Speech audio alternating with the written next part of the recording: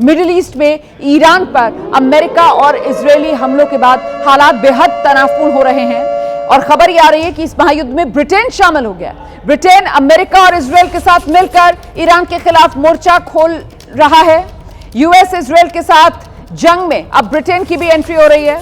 Jordan में UK ने पहली बार एक्टिव ऑपरेशन किया है। यूके ने जॉर्डन में ईरानी ड्रोन मार गिराया है। F-35 फाइटर से ईरानी ड्रोन का शिकार यूके ने किया है जॉर्डन में। यूके के रक्षा मंत्रालय ने बाकायदा इसका वीडियो भी जारी किया है। जरा वीडियो दिखाइए, जो खबर हम बता रहे हैं जरा उसकी तस्वीरें दिखाइए। ये वो वीडियो है जो जारी किया गया है, खुद यूके की तरफ से वीडियो जारी किया गया है। RF टाइफून और voyager air to air refuelling aircraft से सपोर्ट मिला था और फिर इस तरीके से जो F-35 है उसी F-35 फाइटर से ईरानी ड्रोन का शिकार यूके ने किया है।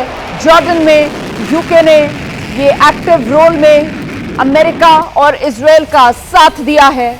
हम सीधे रुख करेंगे, यूके देवनाथ जी लगातार हमारे साथ बने हुए हैं और जरा देवनाथ सर से जानते हैं, सर इससे पहले तक यूके की तरफ से कम शुरू में बेस नहीं देंगे, बाद में ठीक है बेस देंगे, एक्टिव रोल नहीं निभाएंगे, लेकिन अब यूके की भी एंट्री एक्टिव रोल में नजर आ रही है। मतलब क्या माना है? और प्लेयर्स भी महत्वपूर्ण रोल में आते हुए नजर आ रहे हैं।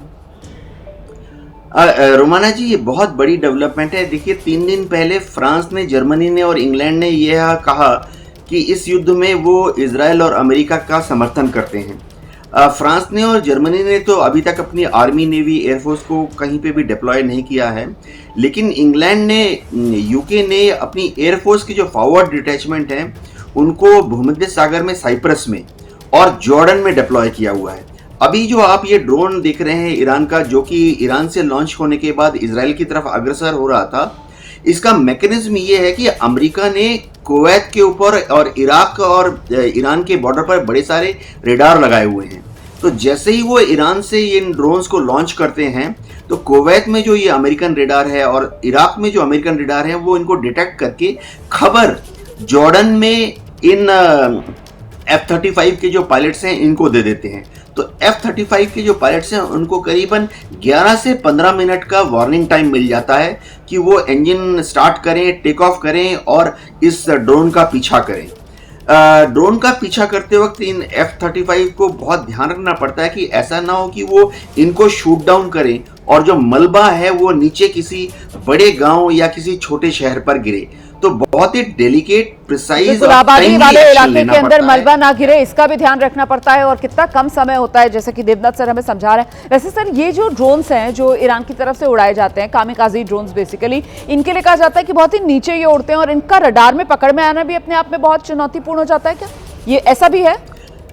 हाँ, ऐसा होता है कि जितने दुनिया में रेडार हैं, आर्मी, नेवी, एयरफोर्स के पास या सिविल रेडार हैं, उसकी जो रेडार की तरंगे हैं वो सीधी लाइन में चलती हैं। तो जैसे अगर दुनिया ऐसे भी ग्लोब में अगर हम देखें कर्व्ड है, तो जब ये ईरान के ड्रोन उड़ते हैं वो महज जमीन के 30 मीटर यानी 100 फीट पास से उड़ते हुए वो अग्रसर होते हैं इजराइल की तरफ। तो रेडार की जो लाइन ऑफ साइट है उसकी ब्लाइंड एरिया में आ जाते हैं। एक और टैक्टिकल प्लानिंग जो ईरान कर रही है कि जब इन ड्रोन्स को लॉन्च करते हैं इजराइल की तरफ, तो ये जो रास्ते में पहाड़ आते हैं, पहाड़ों के पीछे छुप के अग्रसर होते हैं ताकि जो रेडार है वो पहाड़ के पीछे से आते हुए इन ड्रोन्स को ना पिकअप कर पाए। ये जो ड्रोन है मल्टी डायरेक्शनल, मल्टी लेवल पर भी अटैक करते हैं। यानी अगर समझिए ईरान ने एक साथ 50 ड्रोन छोड़ दिए इजराइल की तरफ, तो उनमें से 20 को तो जमीन के पास से, 10 को मीडियम लेवल पर यानी 10-20 हजार की फीट पर और 10-15 को हाई ऑल्टीट्यूड पर यानी 30-40,000 फीट की हाई पर भेजते हैं, ताकि जो F-35 का जो फाइटर पायलट है उसके लिए जो फायर करने का जो फायर सॉल्यूशन है कॉम्प्लिकेटेड हो जाए कि पहले नीचे वाले को मारूं कि मीडियम लेवल पे जो उड़ रहा है उसको मारूं कि जो हाई ऑल्टीट्यूड पे ड्रोन उड़ रहा है उसको मारूं। तो इस तरह से multi directional, multi level attack करके ईरान अपनी ड्रोन्स की सर्वाइवेबिलिटी को बढ़ा रहा है। बिल्कुल महत्वपूर्ण जानकारी आप दे रहे हैं सर। इस बीच एक और महायुद्ध ब्रेकिंग आ गई है, दर्शकों को जरा बताते चलते हैं, और वो ये है कि इजरायल और अमेरिका के हमलों के बीच ईरान में बड़े राजनीतिक बदलाव की भी खबर सामने आ रही है। आयतुल्लाह अली खामेनेई की मौत आप जानते हैं हुई है, और इसके बाद उनका उत्तराधिकारी कौन, ऐसे में मोहर लगी है मुज्तबा खामेनेई के नाम पर। मुज्तबा खामेनेई को नया सर्वोच्च नेता बना दिया गया है। ईरानी मीडिया के सूत्रों के हवाले से यह बहुत बड़ा दावा किया जा रहा है। ईरान का शक्तिशाली संवैधानिक संस्था असेंबली ऑफ एक्सपर्ट्स ने अली खामेनेई के बेटे मुज्तबा खामेनेई को अगला नेता चुन लिया है। असेंबली ऑफ एक्सपर्ट्स में 88 सदस्य होते हैं जो देश के सुप्रीम लीडर को चुनते हैं। 28 फरवरी को यूएस इजरायल के हमले में ईरान के supreme leader Ayatollah Ali Khamenei की मौत हो गई थी, और तब से यह पद खाली था। ये वही मुज्तबा खामेनेई हैं जिन्हें 2 दिन पहले अमेरिका और इजरायल ने मारने का दावा कर दिया था।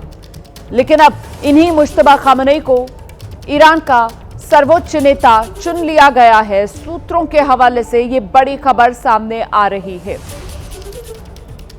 यूके देवनाथ जी लगातार हमारे साथ बने हुए हैं। देवनाथ सर, एक तरफ ये जो युद्ध है वो और भीषण होता हुआ नजर आ रहा है, और दूसरी तरफ जिस तरीके से वो जो सियासी वॉइड एक बना था उसको भरता हुआ ईरान, दोबारा से ईरान खुद को खड़ा करता हुआ नजर आ रहा है।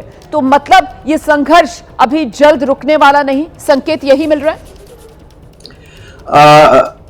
रोमा जी, हो ये रहा है कि अमेरिका की और इजराइल की एक लिमिटेशन है।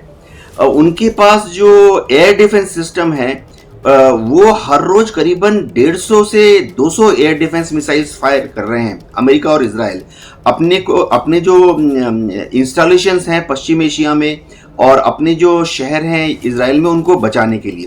तो इस रेट पर इंटरसेप्टर मिसाइल जो हैं, खासतौर से आयरन डोम की जो इंटरसेप्टर मिसाइल्स हैं वो बहुत द्रुत गति से खत्म हो रही हैं।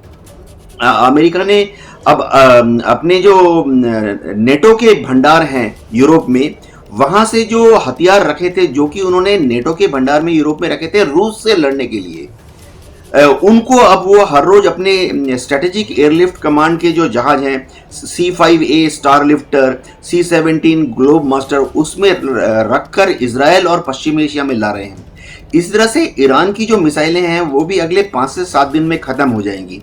तो ये जो युद्ध है 5 से 7 दिन के बाद आप देखेंगे कि ईरान और बड़े हमला नहीं कर पाएगा इजराइल के ऊपर या अमेरिकन एसेट्स के ऊपर। अमेरिका में अब डोनाल्ड ट्रंप ने एक नया मोड़ दे दिया। तो हम क्या ये मानकर चल रहे हैं यूके देवनाथ सर कि इनडायरेक्टली भी ईरान को कहीं से कोई सपोर्ट नहीं मिलने वाली है? मतलब ईरान के लिए रशिया और चाइना के जो बयान आए हैं वो सिर्फ बयानों तक ही सीमित हो जाएंगे, मतलब हम ये मानकर चल रहे हैं?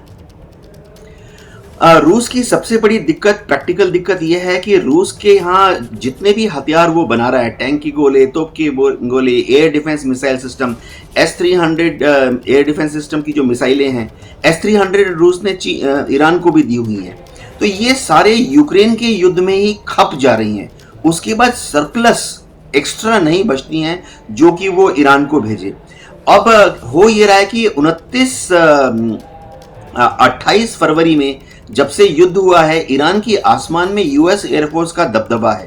तो रशियन हवाई जहाज जो हैं, जो कि हर रोज बड़ी तादाद में गोला बारूद और हथियार रूस से लेकर तेहरान तक सप्लाई कर रहे थे, अब वो ईरान की एयर स्पेस में घुस नहीं पा रहे हैं।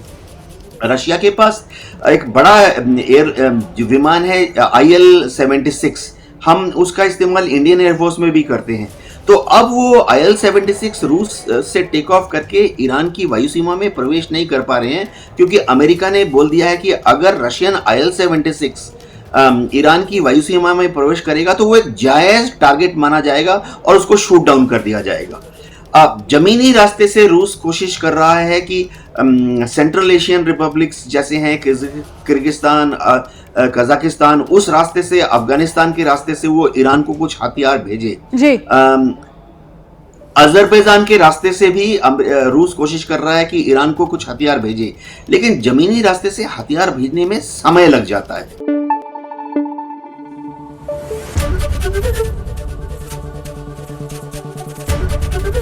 ABP न्यूज आपको रखे आगे।